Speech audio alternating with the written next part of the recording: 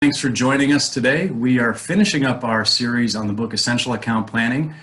And today we're going to be talking about a really important topic, which is creating the habit. So how do you get people to do the right thing all the time with account planning? Because we can develop the document and we can get into doing all the presentations, but it's really what you do during the year that makes the difference when you're doing effective account planning. So in the book, we talked about a few of those areas around thinking before you plan, motivating and rewarding the team. How do you keep the team engaged and keep them focused on the ultimate goal? Establishing the right cycle, getting accountability. And we will talk about some of those areas today in our conversation. So our guest today is Dave Gwizdowski. Dave is with Associated Press. He's SVP of Revenue. And Dave goes by Gwiz, so we're going to call him Gwiz today. And Dave, you were telling me if you're walking down the hall and somebody called out Dave, you wouldn't turn around. So we No, I wouldn't. So Dave, we have more Daves than Gwizes here, certainly. so Gwiz, thanks for joining us today. I'm glad to have you. My pleasure. Thank you. So let's jump into the first question, which is kind of bigger picture, Gwiz, which is when you're talking about account planning, it usually fits within the overall sales strategy. And there's a bigger context for it. And you usually have a vision for what you want account planning to be. How do you get that across to the organization? How do you communicate to them what you should be doing with account planning, what the importance is of account planning within the context of the overall strategy? Well, I think here it's important to note that the AP has gone through a tremendous transformation in the last few years, historically known as a newspaper company. And then as the AP grew over its 172-year history, I think we're a 172-year-old startup. We have, through the years and decades, added units. For example, from newspapers, we added radio and TV and broadcast, and then our commercial unit, and then our partnerships group, which works with many other customers who are maybe not newsrooms. And each time we added one, we added a sales team to it. So as the decades went along, 5 or 6 sales teams with different plans, different visions, different goals for the end of the year. So the first step for us and for me was to consolidate the team into what I think are the 3 natural elements of our media business: local, national, and commercial, and then set them on common goals that are consistent with the company goals. And we do have units that were in some media decline and some in growth, and to get everybody on the same page was really about a 1-year process of understanding what we wanted to do, how to change it, and rebuild the team, and then point them in the direction. So there was unlike other organizations that might be wanting to just, point the team and unify them, we had to recreate the team with the existing people and then point it. So it was a 2-step process, which took about a year. And I would add that each of the units had their own support teams. Some were more self-sufficient with marketing approaches or customer engagement approaches, and it was taking those common elements of each of those disparate teams and creating a uniform marketing, a uniform customer engagement and training group, and then a unified sales approach, and make them interdependent, which you always had in the 3-legged stool, there's always 2 other legs that help you stand up. And I think that helped with the accountability, that there was other folks contributing to the effort of client success or improving the revenue with any particular client or client group. So when you think about what you did, obviously that required a lot of change in the organization. And how did you get the organization to come together when they had so many different types of approaches, especially around something like how we're going to plan our accounts and how we're going to plan our growth? Well, I think the first thing is to recognize that need with my direct reports and my sales leaders, and other direct reports included sales operations, marketing, and to determine that need, at the highest level, which would be me and my direct reports, and come up with a plan and bring in stakeholders as necessary to learn more about the number of accounts, the diversity of accounts. And when you look at the portfolio that I have in the Western Hemisphere, we have the very big major networks and their parents like Comcast and Fox, down to some very small magazines that might only buy a handful of photos per year, but still they're customers. And so the diversity would go from somebody who spends eight figures with us to somebody who spends 3 digits with us, and recognize how we could compartment all of those, with different teams, and trying to define where there was and the channels to there with those stakeholders. And even at that step, to announce to the entire team, we're taking a look at this and manage each step of the expectation along the way. So as we went along from just formulating a plan, we told the entire organization we're formulating a plan, and we expect to have a first step of the outline, in a certain date, call it 3 months, from the start, and then keep on pace for that. Always tell them what the next thing was and the next thing after that. So it created expectations, but it also created a discipline. We had to meet the targets that were self-imposed. And you've got this whole range of different types of clients that you work with, the really big news agencies or news bureau or news outlets, down to small accounts. Where's the cutoff point where you say these are the ones that are going to get the big attention in terms of developing plans for those accounts specifically? Is there an inflection point where you say these are the ones that really matter and get that level? Yeah, I think there certainly was an inflection point and there were two. One is certainly revenue. You have your big spenders, the big customers right at the top, and there seemed to be a natural cutoff, like at a top 20 or 30 level, and then there are some groups that comprise a pretty big spend, but they're made up of a lot of smaller clients. And then there's the issue of some of the big technology companies, which have varying levels of spend, but have strategic importance to the AP. So maybe at a time when an Apple had a different strategy than they do today, we knew Apple was an important and is an important entity in the world, in the media world, and that we needed to be in touch with them, not only for potential business with the AP, but how their products would affect all of our customers. So it was a dollar amount and sort of a common sense strategic evaluation. So I want to bring up a really popular topic here, which is they're changing so much in the news business. And, one of the big hallmarks that we think about is the last presidential election, right? So everything was turned upside down. Nothing was the way we thought it was going to be.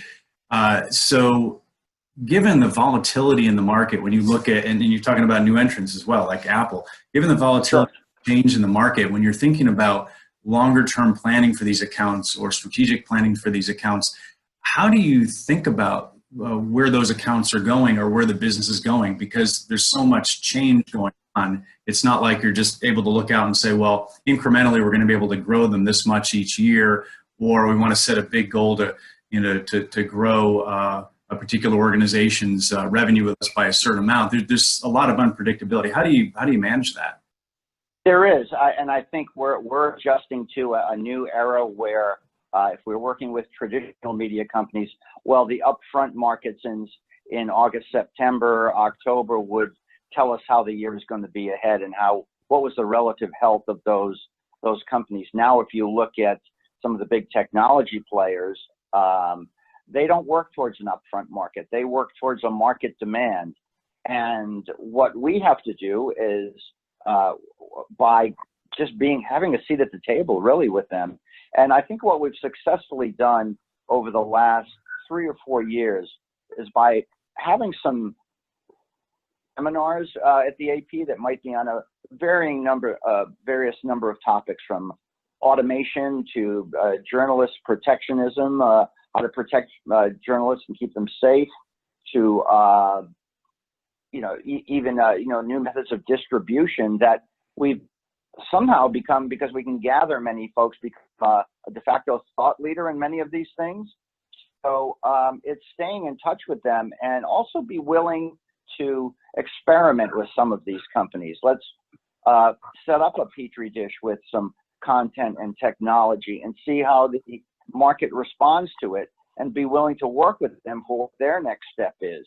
And as far as, projecting revenue, their cycles can go very fast or very slow, and seems like there's nothing in between.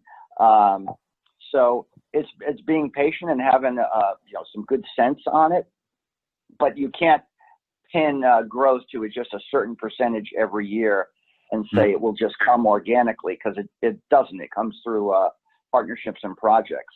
I will say, you mentioned the election, and there was the AP has been a leader and the leader in vote count gathering since for all of our time here, going back to Andrew Jackson.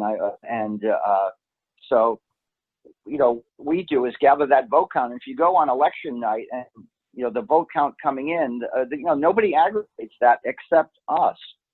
The kerfuffle on the last election night was with some of the polling mechanisms, and that the way of measuring how people vote and get an understanding of it on election day has been changing dramatically through the years, to the point now where in the last elections, some nearly 40% of Americans did not vote on election day. They voted early, they voted absentee, but they did not vote on election day. When you're doing exit polling, how do you measure the folks who didn't vote? This time around, we will be doing polling completely differently. We've done some tests with originally with the Knight Foundation and now with NORC out of Chicago, and it'll be more of an online and direct contact with voters. So not only trying to understand how voters voted, but understand why those who didn't vote and why not. Because one of the surprises of the last election was, Mr. Trump had brought more people to the polls than expected. Hillary Clinton did not bring as many people to the polls as expected, and that was those things compounded, and we didn't know that until the next day. Well, with better know that the same day and do a better job of calling races, which is one of the things that the AP has done for many years and will continue to do. So sometimes we have to react to change immediately. And I didn't expect to talk about that till you brought up the election. Otherwise, change is a little more happens a little more slowly than it does on just simply an election day, where it was an unexpected change. Well, it's always the really big, visible public things that get the attention, right? Correct. Yes. It doesn't show the entire trend. So when you're thinking about this level of change for your accounts, are you able to do annual planning? Does that get adjusted a lot during the year? I think one of the things that's happened through a longer term, and I look at the AP, we're always playing the long game. We're more than 170 years old. So one of the aspects of adding improved marketing and customer engagement is we've been able to reposition the AP as not just a content provider, but a preferred and essential partner in news gathering. So by doing more training and spending more time on webinars with customers on various topics, they not only better know how to utilize our content, but we had more direct feedback on what was important to them. And an example of that would be what we are calling an additional planning tool to our delivery method, where clients will be able to see the news gathering process further upstream. Where do we have reporters and cameras, and where are they? What are they doing? Not just when will we deliver a story to you. And that, in many cases, results in customers not sending or complementing a story with their reporter and camera in a different way, knowing that our camera and reporter are doing one part of the coverage. And you listen, you hear, and you react. So with the customer, you've talked a lot about collaborating with the customer on the planning process. it sounds like you have a good deal of engagement with the customer as well in terms of planning out where you want to go with them, what you can do with them over the long term. Correct. And that planning aspect I talk about happens more at the user level with the customers. I think the level above that with strategy and business development is built on that foundation of good cooperation at the working level, and now taking it up to the highest level. When you look at the process, Gwiz, on an annual basis, assuming we're doing annual account planning, what does a good process look like to you in terms of when do you start it during the year? What are the big steps that happen? And when is it ready for prime time? When is it complete? Sure. On a regular review basis, I'd say we're a year out, knowing looking at two things. One, when are major renewals happening, or when are there big events? And an election would be one of them. It's not tied to customer renewals, but we do know that, for example, improving the polling process, we need to have a good product tested and available for use for this coming midterm election, knowing that the full impact will happen in 2020, and we want customers to sign on to that service. And that is really probably the longer term for us, almost a 3.5-year cycle there, because it's tied to an election process.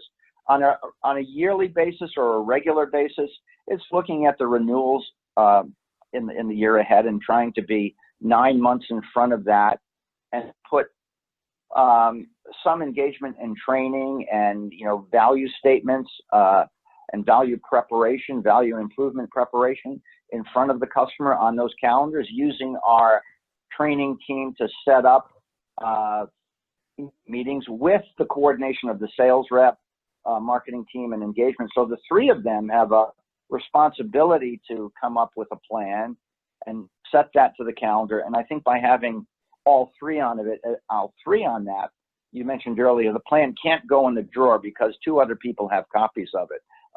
So from a practical standpoint, it's in everybody's goal and compensation for the year to achieve those things.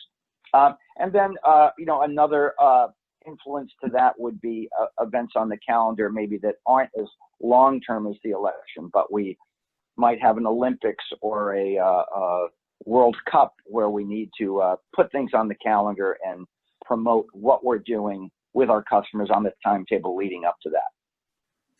So all three of those. So you get that all set up, and then like you said, it doesn't go in a drawer so other people have copies of it. If we get into habits a little bit, what do you expect people on your team to do once the account plan is ready to go? And it's never complete because it's always evolving and always. It's a dynamic approach. I have a weekly meeting with my direct reports, and it is labeled. It's not labeled the weekly meeting. It's labeled the weekly revenue meeting. So at each one of those weekly meetings, it's how are we doing? What's the pipeline look like? And are we on target for the next set of customer touches? And it's really a discipline of just checking that in some way every week, and in a more defined way every other week. It's got to be part of the top of mind conversation, and I have to reinforce it, and my direct reports do as well. And what do you say to people that don't want to get involved in the account planning? Because everybody wants to get out in front of the customer. They always want to be in action. But account planning, the word planning describes something that maybe we're doing back in the office. And I'm not so good at that. Yeah. Be mixing it up with customers. How do you get that message across to them in terms of, hey, this is going to help us. This is important to do? Well, I think it's how have I tried to reinforce it? And that is when we've had some customer wins, or we get a key renewal or a nice piece of new business that took a lot of planning. That needs to be acknowledged and shared with everybody in some sort of a setting. In the office, it might be milk and cookies, and maybe the milk is Prosecco one day. But I think it's you have to share the wins publicly, as well as, acknowledge the losses in a fashion as well. So if you keep sharing that and everybody sees that the long work pays a dividend and has a payoff, those who contributed along the way are appreciative. We've seen that in some long negotiations that have gone on for the better part of a year. At the end, it happens. And you need to share that. And it's also important to note that with any negotiation, it's a give and take, that with negotiations, we're negotiating marriages and not divorces. We're not looking for wins. We're looking for business. And there are compromises that happen along the way. And I think the team has done a good job in recognizing that. So let's talk about that long-term nature of these things. When it's going on for a year, how do you keep the team engaged, and how do you keep them focused on, yes, it's the end result that we want to get to, but there are these wins along the way, these milestones that we hit along the way, and the idea of focusing on the things that you can control, those control points. Right. I think there are two parts to that. One would be, as you know, we've gone through a review of our compensation plan, and where we had a commission plan that resulted in some payments along the way, but the main goal was the end of year target. And we've moved that to a quarterly review. And instead of waiting for an end of year bonus, it would be now paid out in a quarterly fashion.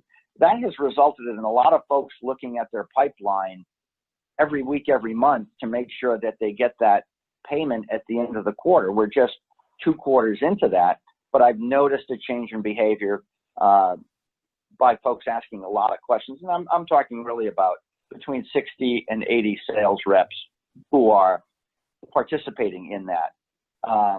So those little steps along the way are noticed in the quarterly payments or the quarterly recognition. The longer term happens annually. And there are 2 aspects of it. One, we have a mature business, so the retention is important. But at the same time, we have a maturing business that in some parts is in decline, and we put a demand on new business. We need some new customers, as whatever they might be, who use media, and make that a part of the plan as well. So they could be paid for one, the other, or both. And the new business targets are not the majority of our business.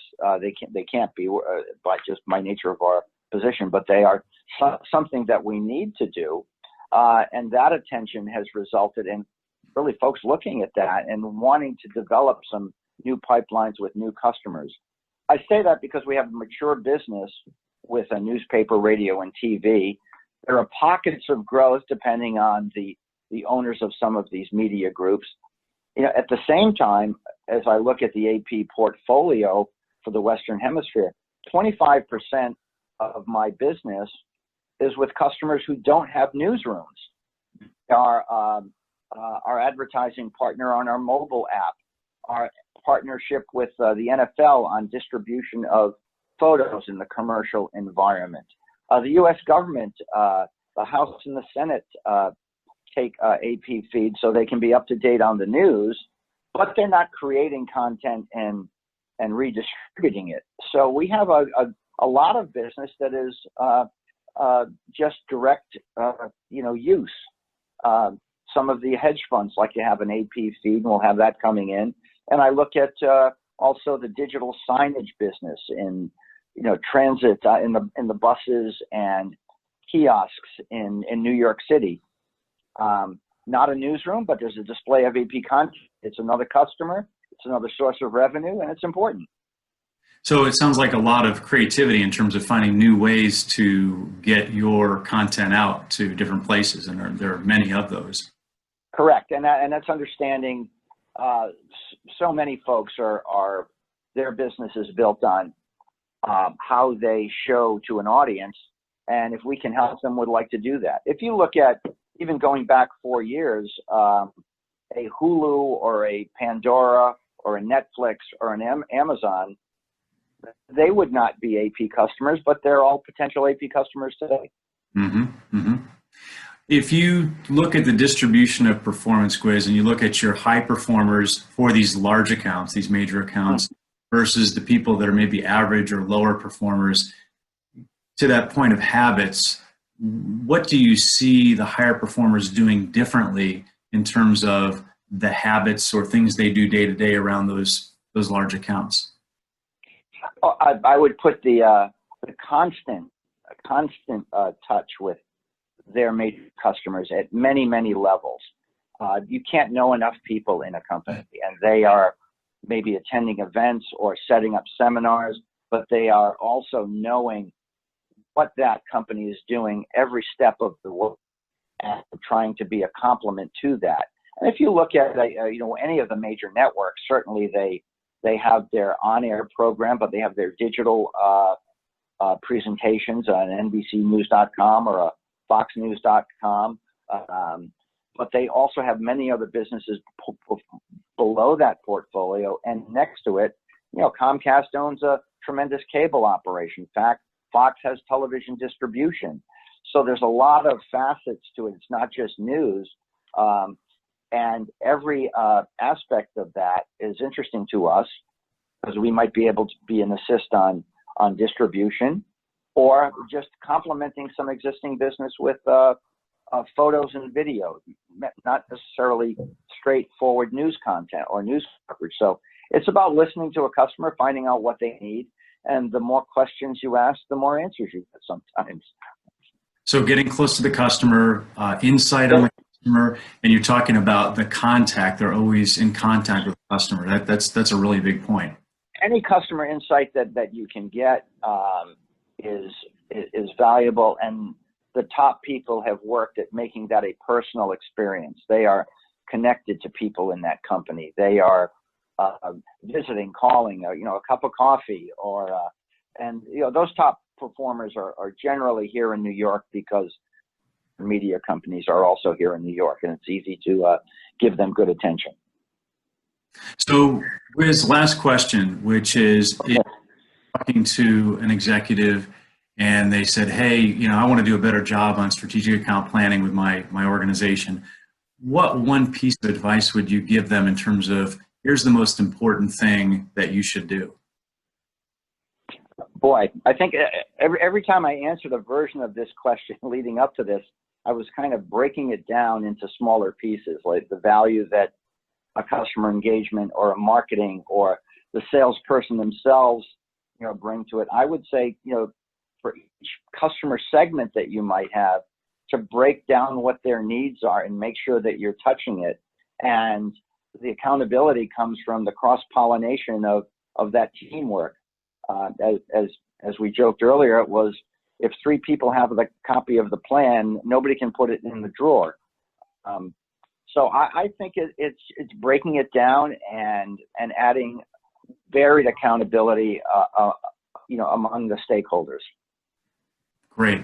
Well, Gwiz, thanks for the insight. This has been really great. I know everybody watching is going to pick up something good. They're going to learn something from this. So we really appreciate your time and sharing these points with us. Thank you. Thank you. Thank you very much. I appreciate it. So for our viewers, your action items are up on the screen here. You can get the book and align your team. Essential Account Planning is available on Amazon.com, so you can get that pretty easily. You can also host an internal session on Essential Account Planning to develop a better process for your team. And then as always, you can have a 3 in 30 session with us, and we'll give you the answers to your 3 toughest questions in 30 minutes. And our next session is going to be on taking action. We're going to have Tim Sanders on. Tim is the former CSO at Yahoo, and he's also a New York Times bestselling author of Love is the and Deal Storming. So join us then. Everybody for coming on.